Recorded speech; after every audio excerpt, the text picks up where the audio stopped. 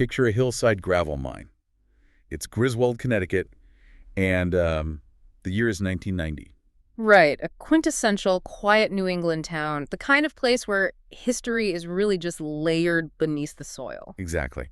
So some local kids are playing near the embankment of this mine. They're just digging through the dirt when something dislodges from the slope. It just rolls down the bank. Yeah, rolls down and comes to a stop. One of the kids picks it up, carries it home to his mother, and places it right on her kitchen table. And it's a human skull.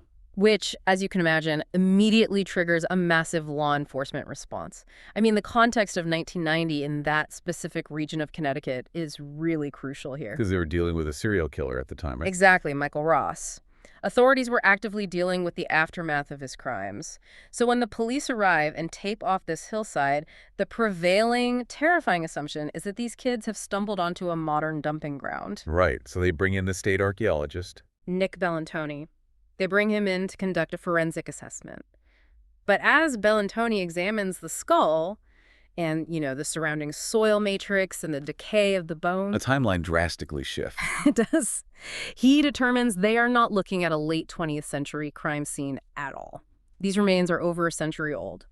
This hillside is actually a completely forgotten, unmarked, colonial-era farm cemetery. Wow. And I want to officially welcome you, the listener, to this deep dive. Today we are exploring a phenomenon that completely challenges our fundamental understanding of early American history. It really does. Our mission today is to unpack the Great New England Vampire Panic. And to do that, we're pulling from a huge stack of sources. We've got research from Smithsonian Magazine, historical archives from Nightly Spirits, the AAA Network, Haunted Orange County, and Wikipedia. We're going to synthesize all of this to figure out what actually happened. And to properly navigate this subject, we have to first completely dismantle the Hollywood iconography of the vampire. Right, like throw out the European castles. Yep. Exactly.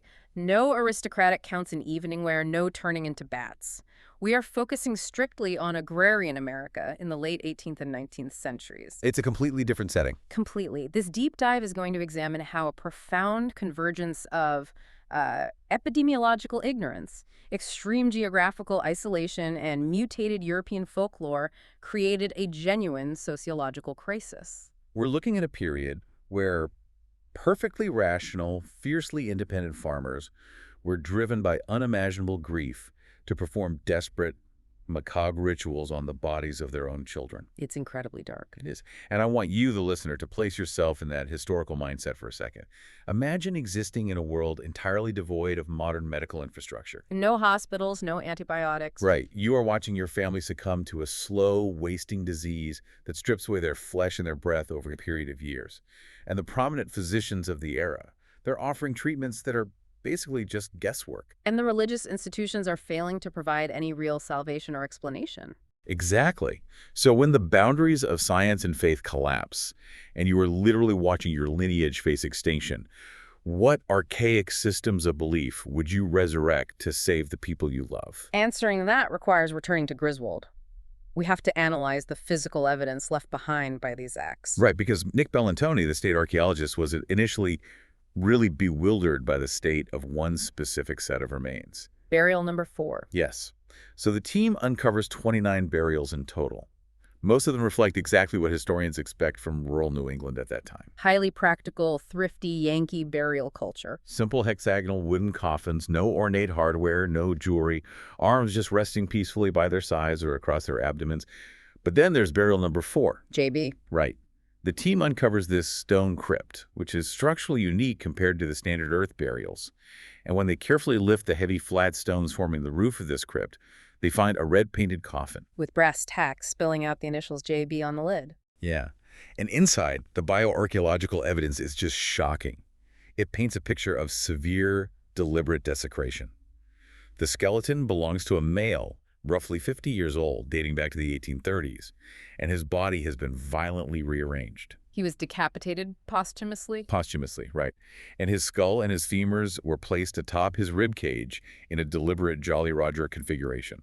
The classic skull and crossbones motif. Exactly. So Bellantoni packages the other 28 skeletons for standard reburial, but JB is transported to the National Museum of Health and Medicine in Washington, D.C. Because he needed advanced forensic pathology to understand what had actually occurred. He consulted with historians and physical anthropologists, and they quickly ruled out simple vandalism or grave robbery. Right, vandals don't engage in the meticulous ritualistic rearrangement of femurs. No, they don't. And grave robbers don't target thrifty farmers buried without valuables. So what did the medical examiners actually discover when they looked closely at the trauma on JB's skeletal structure? Well, what's fascinating here is the bioarchaeology showed extensive posthumous damage, specifically to the anterior rib cage. Several of JB's ribs had been intentionally snapped. Intentionally broken. Yes. Furthermore, based on the state of the bone and the surrounding soil composition, forensic anthropologists determined that this breach of the coffin and the subsequent structural damage occurred approximately 5 years after the initial burial. 5 years later. Yeah. And those broken ribs are the definitive signature of this specific folklore. The individuals who entered that stone crypt weren't just trying to behead him to stop the dead from walking. The fractured ribs indicate they were forcefully expanding the chest cavity. They were looking for his heart. Exactly. They were searching for the heart. And this whole forensic puzzle pieces together when a visiting colleague views the site in Griswold and asks Bellantoni a really specific question. Right. He asks, ever heard of the Jewett City vampires? Yeah. Jewett City is a neighboring municipality, and historical records from 1854 indicate that local citizens there exhumed multiple corpses under the suspicion that the dead were rising to torment the living. And that single inquiry is what directed Bellantoni to the work of Michael Bell. Michael Bell is a folklorist who has dedicated his entire career to tracking this exact anthropological phenomenon across the Northeast. His exhaustive research really provides the academic foundation for this deep dive. He's meticulously cataloged over 80 documented exhumations linked to this panic, stretching all the way back to the late 1700s. Though he suspects hundreds more occurred clandestinely, right? Oh, absolutely. Hundreds more lost to the oral traditions of isolated communities. But Bell's overarching thesis is what's vital here. We cannot dismiss these 19th century farmers as just primitive or inherently superstitious. Right, they weren't crazy. No, they were engaging in a highly structured folk system of medicine. In sociological terms, when established institutional avenues like orthodox medicine or organized religion prove utterly impotent in the face of a crisis, human populations will inevitably adopt an alternative, culturally available framework that restores a sense of agency. Okay, let's unpack this. Because to understand the sociological mechanics of this folk system, we have to thoroughly examine the monster that was stalking them. And it wasn't a creature with fangs. No, it was a pathogen. It was a microscopic killer. We need to look closely at the biological reality of tuberculosis, which was universally referred to during this era as consumption. The statistical devastation of consumption during the 18th and 19th centuries is just staggering. In the northeastern United States, this single bacterial infection became the absolute leading cause of mortality. It was responsible for almost a quarter of all deaths, wasn't it? Roughly 25%. To comprehend the terror it induced, you really have to understand the cellular mechanics of Mycobacterium tuberculosis. When inhaled, this bacteria attacks the pulmonary alveoli. Deep in the lungs. Right. The immune system attempts to wall off the infection, creating hard nodules called tubercles. As the disease progresses, the bacteria cause massive necrosis, the literal death of the lung tissue, creating gaping cavities within the lungs. Which translates into a horrific physical decline for the patient. Yeah. I mean, the symptoms were incredibly prolonged and visually traumatic. It's truly awful to witness. Patients endured skyrocketing fevers and drenching, exhaustive night sweats. The necrosis in the lungs triggered a violent chronic cough that frequently expelled arterial blood. And you have to consider how they visually transformed. Observers watched the victim's physical appearance change in ways that felt deeply unnatural. Their cheeks would take on this livid, bright crimson flush against pallid skin. Almost like they had a feverish glow. Yeah, and their bodies would lose massive amounts of muscle and fat. The term consumption was literal. The disease appeared to be consuming the host from the inside out. And we have to contextualize this suffering within the profound medical vacuum of the 19th century. That's a crucial point. The underlying pathogen, the tuberculosis bacillus, wasn't even isolated and identified until 1882 by the German physician Robert Koch. And even after Koch published his findings and established germ theory in the upper echelons of European academia, that knowledge didn't immediately disseminate to agrarian communities in Rhode Island or Vermont. Word traveled slowly. Extremely slowly. More importantly, identifying the bacteria didn't yield a clinical cure. Effective antibiotic treatments, like streptomycin, were not developed until the mid-1940s. Decades later. Right. Consequently, the medical establishment of the 1800s was entirely powerless. Prominent physicians recommended futile, often absurd remedies, Like prescribing diets of brown sugar dissolved in warm water. or advising patients to take vigorous horseback rides under the misguided belief that the jostling would somehow clear the pulmonary cavities. You can imagine the psychological devastation of a parent being told by a respected medical professional to place their actively hemorrhaging child on a horse.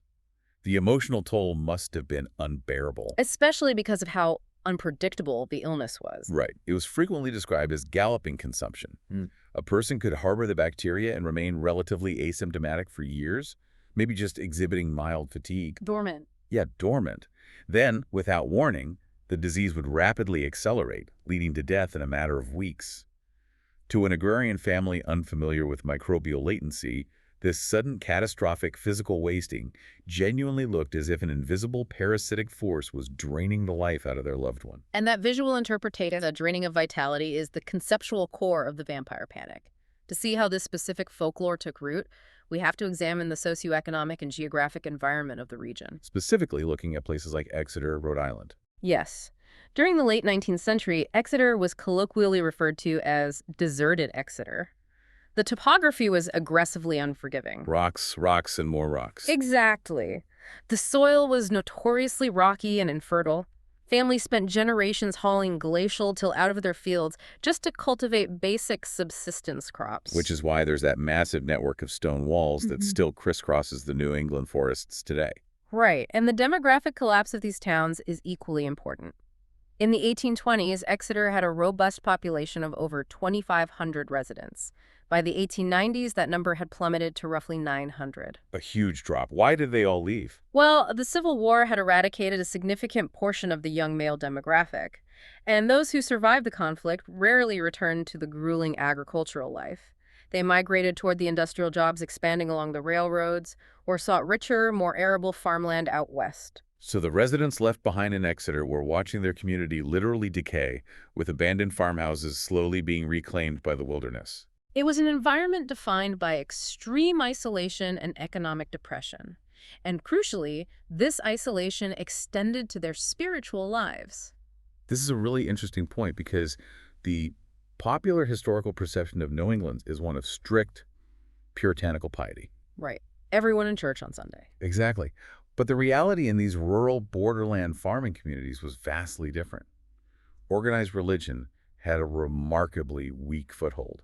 Historical census data and missionary reports from the period indicate that only about 10% of the population in these remote areas regularly attended church services. 10%? Yeah. Urban missionaries dispatched from Providence or Boston would frequently report their horror at discovering entire agrarian communities operating without any access to Bibles or ordained ministers. So in the absence of a structured theological framework to process the immense grief of a quarter of their population dying from consumption, they naturally sought out alternative systems of meaning. Human psychology abhors a vacuum of meaning, especially in the face of an existential threat. So how did this lack of organized religion pave the way for the specific superstitions we see taking hold? Without the church to provide a narrative for their suffering, these communities leaned heavily into generational folk magic. And this wasn't merely a casual belief, it was a daily, practical application of superstition to ward off misfortune. You actually see the physical evidence of this in the architecture of the time. Yes, you do. They carved specific geometric patterns called daisy wheels, or hexafoils, into the wooden lintels and door frames of their homes. These were apotropaic marks. Exactly, designed specifically to confuse and trap malevolent spirits. They meticulously nailed iron horseshoes above thresholds, and they buried worn-out shoes beneath their hearthstones. Operating under the belief that the residual human essence in the leather would act as a decoy to catch the devil if he attempted to enter through the chimney. It's a highly superstitious environment, and it became the perfect incubator for the vampire myth. Okay, let's unpack the myth itself.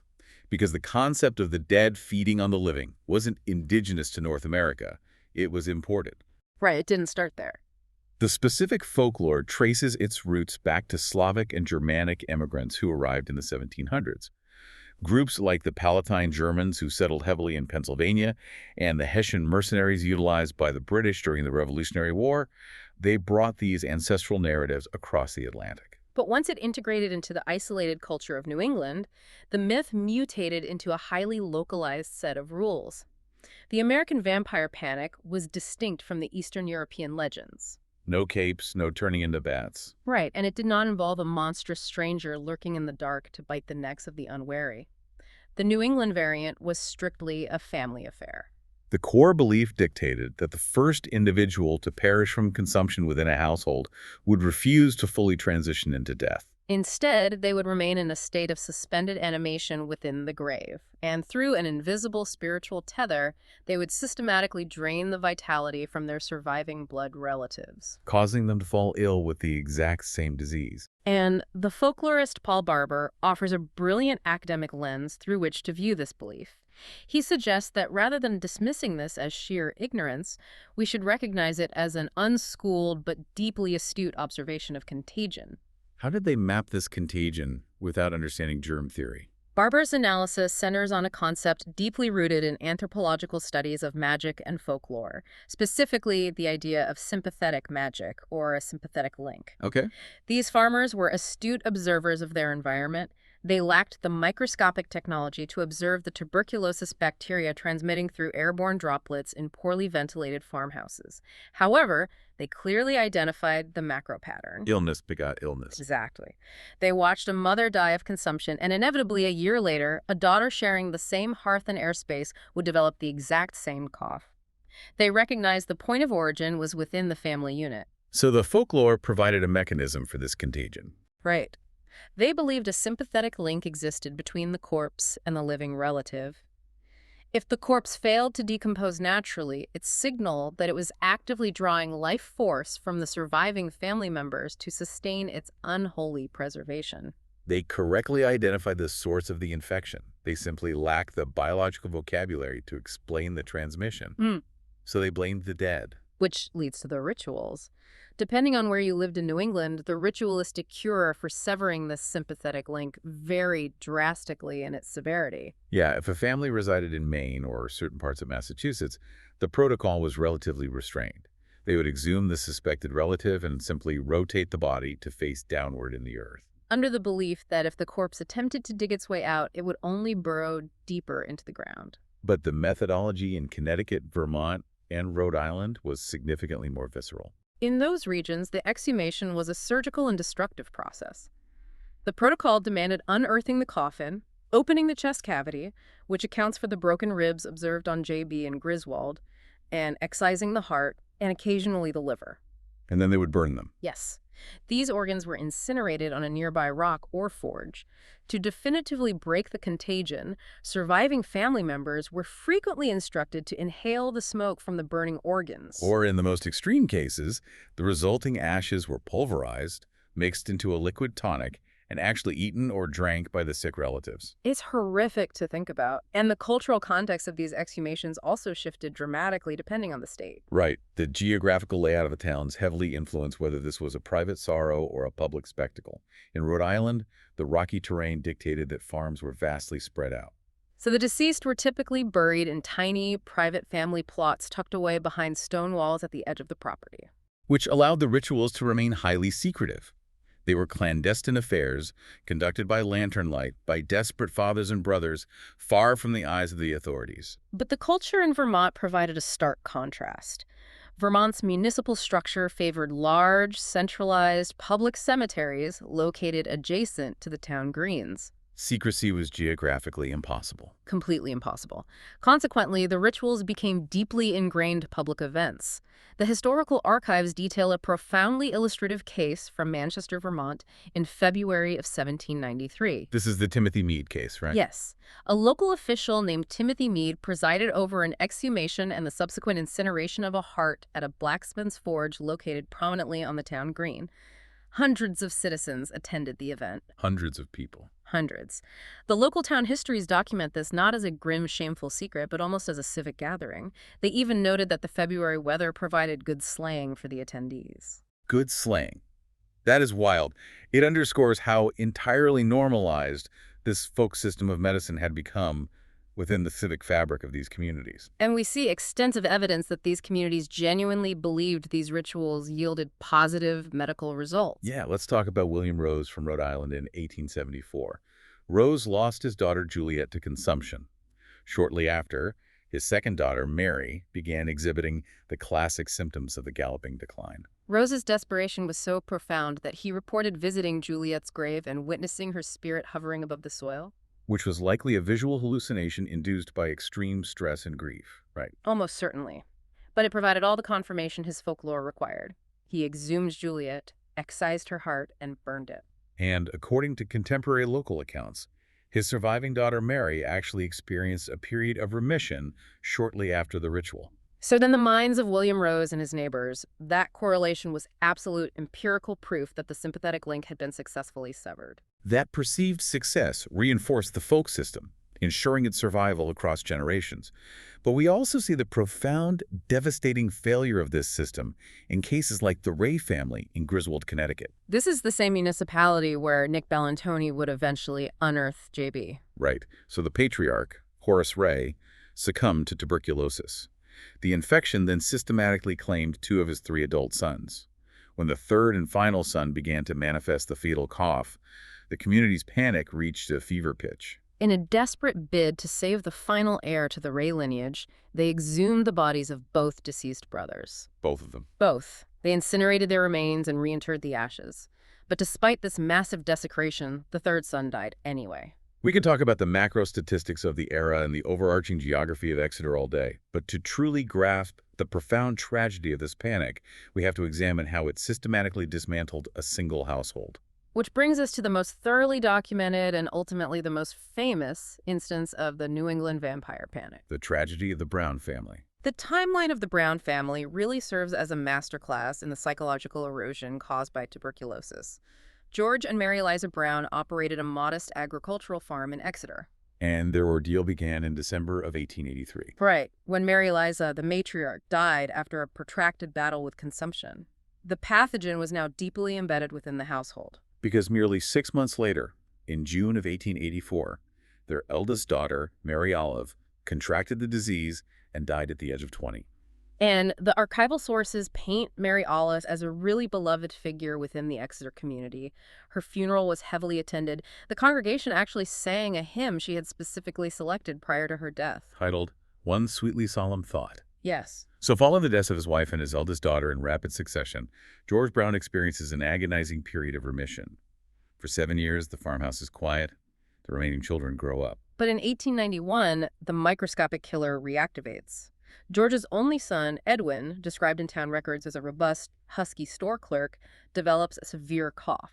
Simultaneously, the middle daughter, 19-year-old Mercy Lena Brown, who went by her middle name, Lena, also falls ill. Lena's illness was a textbook manifestation of galloping consumption. Having likely harbored the tuberculosis bacteria in a dormant state for years following her mother's death, the infection suddenly became aggressive. And the local physician informed George Brown that traditional medical intervention was entirely useless. Her pulmonary cavities were too extensive. While Lena faded rapidly in Exeter, Edwin attempted a geographic cure. He traveled all the way across the country to Colorado Springs, Which was a burgeoning industry at the time. Sanitariums out there promised that the arid, high-altitude mountain air would desiccate the tuberculosis cavities in the lungs. but the mountain air was a complete failure. Edwin returned to Rhode Island in early 1892, and the local Providence Journal reporters noted that he arrived in a dying condition. Skeletal and actively hemorrhaging from his lungs. And in a cruel twist of timing, just as Edwin returned home to die, his 19-year-old sister Lena succumbed to the disease in January of 1892. I want to pause here and ask you, the listener, to truly conceptualize the psychological state of George Brown in the winter of 1892. He is a farmer tethered to failing, rocky soil. He watched his wife suffocate over months. He watched his 20-year-old daughter die the exact same way. And now his 19-year-old daughter is dead, and his only remaining son, his legacy, is bedridden, coughing up arterial blood, and weeks away from the grave.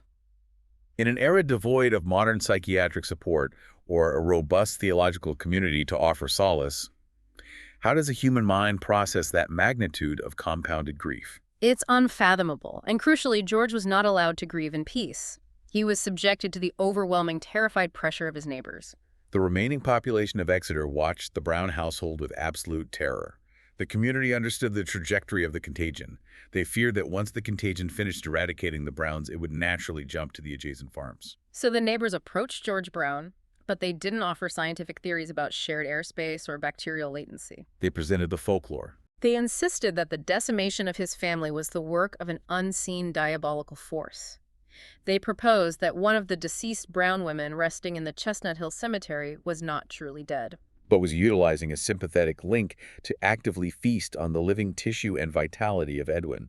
In this context, the demand for an exhumation transcends a mere superstitious request. It becomes a deeply coercive social mechanism. The community was essentially demanding that George Brown perform a public act of remediation to prove he was doing everything within his power to halt the plague threatening their town. What's fascinating is that contemporary reports from the Providence Journal explicitly stated that George Brown himself did not subscribe to the vampire superstition. He considered the folklore to be archaic nonsense. However, he ultimately capitulated and granted permission for the exhumation because his neighbors were, quote, worrying the life out of him. He sacrificed the sanctity of his daughter's graves to appease the sheer terror of his community. That reluctant concession sets the stage for one of the most thoroughly documented and macabre events in American history. March 17, 1892. A somber party gathers at the Chestnut Hill burial ground. George Brown absents himself from the proceedings. He's unable to witness the desecration of his family. The party consists of local Exeter men wielding shovels, the Brown family's physician, Dr. Harold Metcalf, and significantly, a correspondent from the Providence Journal who meticulously recorded the events. The men begin their grim labor. They first exhume the matriarch, Mary Eliza, who had been interred for 9 years. Upon opening her coffin, they discover a skeleton in an advanced, entirely normal state of decomposition. They then unearth the eldest daughter, Mary Olive, deceased for 8 years. Her remains, too, exhibit standard decomposition. Neither woman possessed the fleshy vitality required by the folklore to sustain a sympathetic link. Here's where it gets really interesting. The men turn their attention to the final resting place of 19-year-old Mercy Lena Brown. She had been dead for precisely 9 weeks. And when they haul her coffin from the earth and pry off the lid, the men are met with a sight that fundamentally validates every terrifying superstition they harbor. Mercy did not look dead. The Providence Journal reported that her body was in a fairly well-preserved state. She had not succumbed to the expected putrefaction. Furthermore, as the terrified crowd demands action, Dr. Metcalf performs a rudimentary autopsy right there in the graveyard. When he incises her chest cavity, they discover that her heart and liver are engorged with clotted and entirely liquid blood. To the agrarian men standing in the cemetery, this was the definitive biological proof of vampirism. They declared that Mercy was the entity feeding on Edwin. This is the critical moment where Dr. Metcalf attempted to interject the voice of modern scientific reason. He tried to explain the precise mechanics of why Mercy's body presented in this anomalous state, and the answer is rooted entirely in thermodynamics and the realities of 19th century burial practices. Mercy died in January. The New England topsoil was frozen solid, rendering the excavation of a 6-foot grave nearly impossible with hand tools. Consequently, her body was not immediately buried.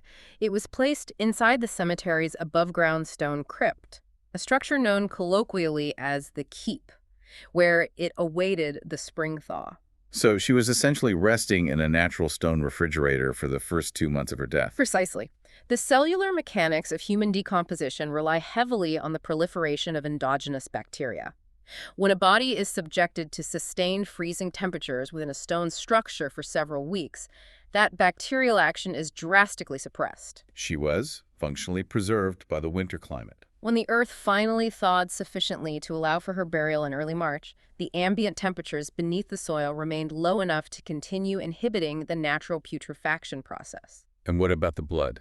The pooling of liquid blood in the internal organs is a perfectly standard post-mortem physiological response, particularly when decomposition has been thermally arrested. So Dr. Metcalf is standing in the freezing mud of the Chestnut Hill Cemetery, desperately trying to communicate these basic biological realities to the mob. He pointed out the extensive necrotic cavities in her lungs, demonstrating the obvious physical trauma of the tuberculosis germs that killed her. He pleaded with them to understand that the liquid blood and preserved flesh were merely a byproduct of the severe winter weather. But the sociological momentum of the panic was too great. The crowd summarily rejected the medical science. They were operating on fear, and fear demands a tangible solution. They excised Mercy's heart and liver, placed the organs on a nearby flat stone, and set them ablaze. The grim conclusion to the March 17th exhumation is that the men collected the ashes of Mercy's incinerated organs, suspended them in a liquid tonic, and presented the mixture to Edwin Brown. He ingested the remains of his sister under the desperate delusion that it would sever the contagion. The tragedy, of course, is that the biological reality of tuberculosis cares nothing for sympathetic magic. The bacteria had already decimated Edwin's lungs. He passed away less than 2 months later, in early May of 1892. The pathogen essentially achieved total victory over the household. But the aftermath for George Brown carries a profound historical irony. The father who yielded to the superstitions of his neighbors outlived nearly everyone involved. George Brown lived until 1922. He never contracted tuberculosis. He lived long enough to witness the dawn of the 20th century. And incredibly, he lived just long enough to see the development of the Bacillus calmette-guerin, the BCG vaccine. The first genuine, scientifically viable medical defense against the very pathogen that eradicated his family. While George Brown quietly lived out his remaining decades in Exeter, the sociological impact of what occurred in that cemetery was just beginning. Because the presence of the Providence Journal correspondent guaranteed that the story did not remain a localized secret. The journalist's account of the exhumation and the burning of the heart was picked up by the wire services, and the narrative rapidly achieved global distribution. We really need to contextualize the era in which this news broke. The 1890s represented the zenith of the Victorian era and the Gilded Age. A period defined by rapid industrialization, the widespread implementation of electricity, and profound faith in scientific rationalism. The juxtaposition was incredibly jarring for the wealthy elites of the era. You have to picture Newport, Rhode Island, located a mere 20 miles away from the agrarian poverty of Exeter. In Newport, the titans of American industry, the Vanderbilts, the Astors, were constructing palatial, European-style mansions and engaging in high society leisure. And yet, just a short carriage ride away, subsistence farmers were utilizing medieval rituals to burn human organs on rocks. When the global press received the story, the reaction was a mixture of sheer horror and intense socio-economic condescension. We see this clearly in the academic and journalistic responses. The prominent anthropologist George Stetson traveled to Rhode Island to investigate, subsequently publishing a highly detailed, albeit patronizing, paper on the barbaric superstition in the American Anthropologist. The international newspapers seized upon the story as an indictment of American culture. The London Post published editorials characterizing the exhumation as a natural consequence of unrefined Yankee society. Domestically, the urban elite sought to distance themselves from the rural working class. The Boston Daily Globe ran editorials suggesting that such macabre behavior was the inevitable result of geographic isolation and rural inbreeding, entirely ignoring the genuine epidemiological terror driving the farmers' actions. But the massive circulation of those newspaper clippings is precisely what propelled Mercy Brown from a tragic local figure into a permanent fixture of global pop culture. How did this specific clipping from Rhode Island cross paths with one of the most famous literary figures of the 19th century? The intersection of reality and fiction occurred in 1896. A prominent London theatrical manager was conducting a tour of the United States with his acting company. This manager was also a dedicated, aspiring novelist with a profound interest in Gothic history and the macabre. During his travels across the American Northeast, he acquired a clipping from the New York World, which was a prominent newspaper that had syndicated the detailed accounts of the New England vampire panics, heavily featuring the visceral exhumation of Mercy Brown. And that stage manager was Bram Stoker. And the following year, in 1897, Bram Stoker published his masterpiece, Dracula.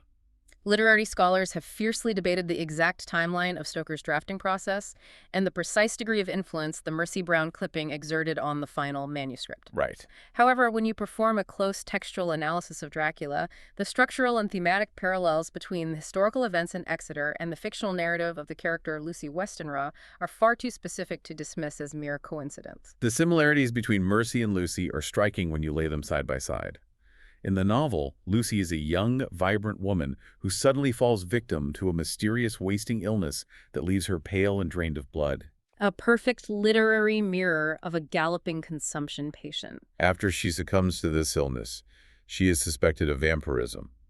Her loved ones, desperate to halt her supernatural feeding, organize a clandestine exhumation. And critically, within Stoker's narrative, a medical professional, Dr. John Seward, is explicitly present during Lucy's disinterment. Perfectly mirroring the historical presence of Dr. Harold Metcalf at the grave of Mercy Brown. The juxtaposition of modern medical science attempting to rationalize the supernatural preservation of a corpse is a central tension in both the historical reality of Exeter and the fictional world of Dracula. Furthermore, literary analysts point out the phonetic resonance of the names themselves.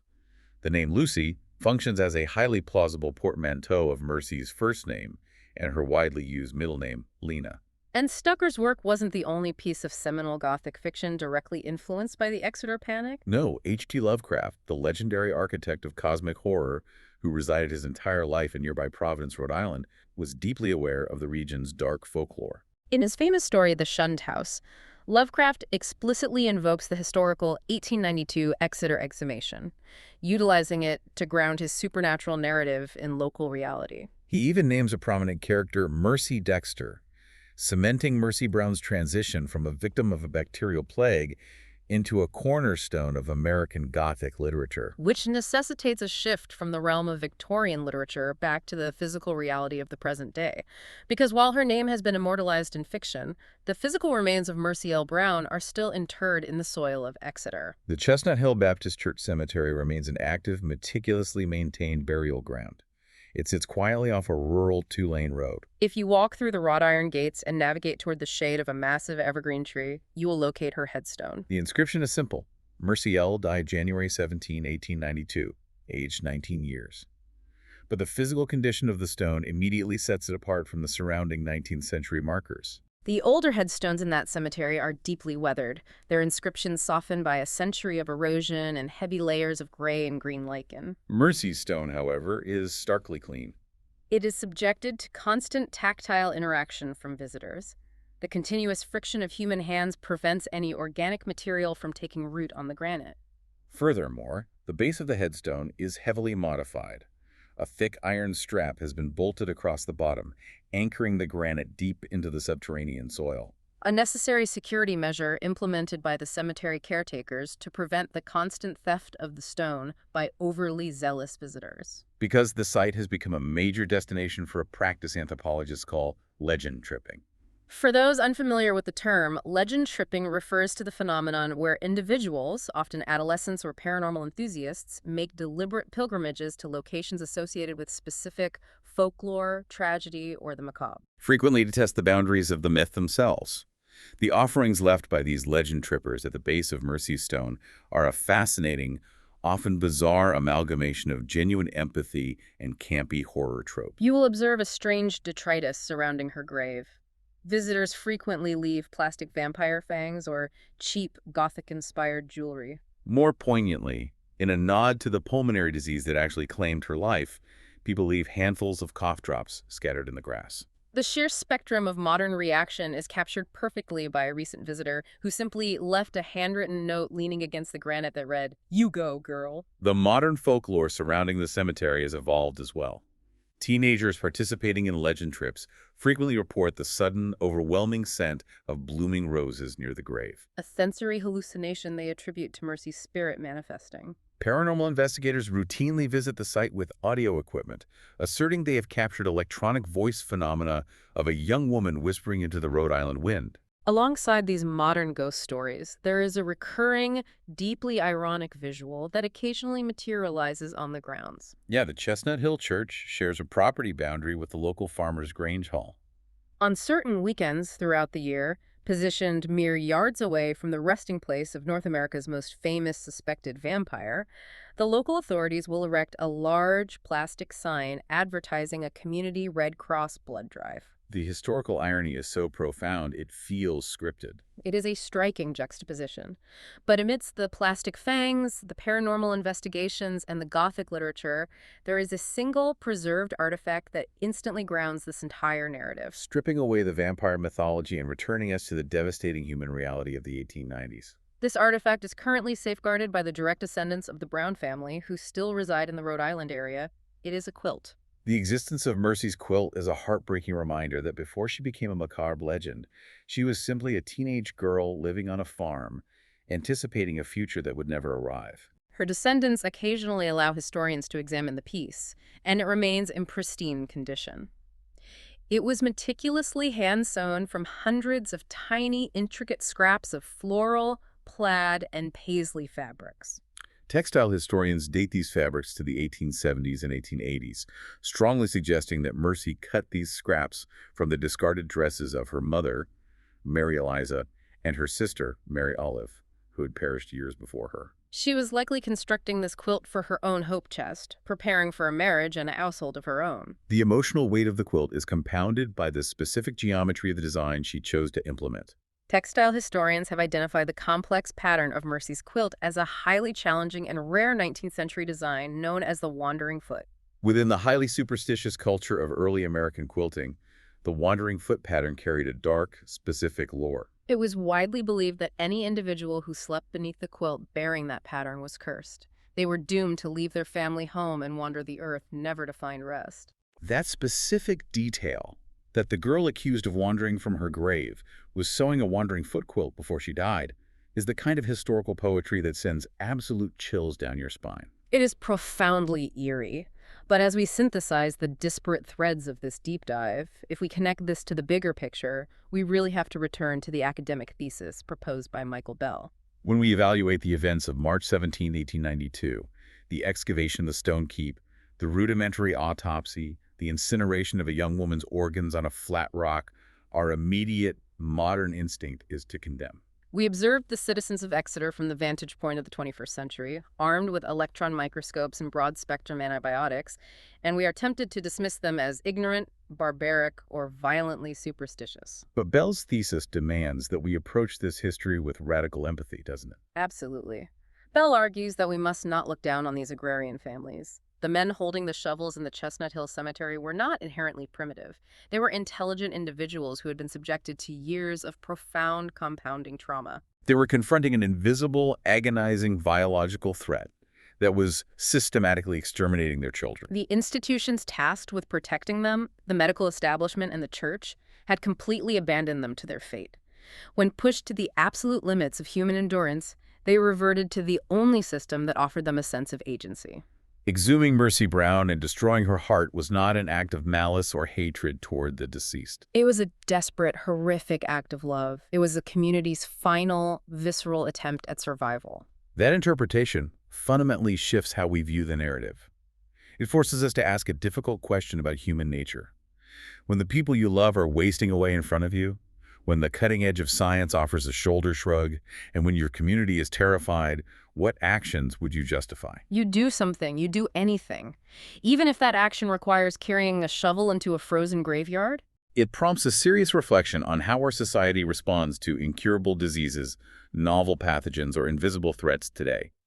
When we are stripped of our technological comforts and faced with the absolute terrifying unknown, the distance between our modern society and George Brown's terrified neighbors becomes uncomfortably narrow. It is a haunting psychological parallel, and it leaves us with a final, provocative thought to consider long after this deep dive concludes. We possess the luxury of historical hindsight, allowing us to categorize the New England farmers incinerating human hearts as victims of a tragic, unscientific panic. But history is cyclical. Right. What modern, highly commercialized cures, desperate alternative wellness rituals, or aggressive experimental medical treatments are we engaging in right now, driven entirely by our own deep-seated terror of mortality? What widespread societal reactions to illness are we participating in today that medical historians a century and a half from now will analyze, categorize, and view as our own modern iteration of a vampire exhumation? That concept will undoubtedly linger with me, and hopefully with you, the listener, for a long time. Thank you for joining us on this extensive exploration of early American history, epidemiological heartbreak, and the dark evolution of folklore. We have traversed significant terrain today, from the forensic mysteries of a Connecticut gravel mine to the Gothic origins of Dracula. Keep questioning the historical narratives you've been taught, maintain your fierce curiosity about the world, and we will see you on the next deep dive.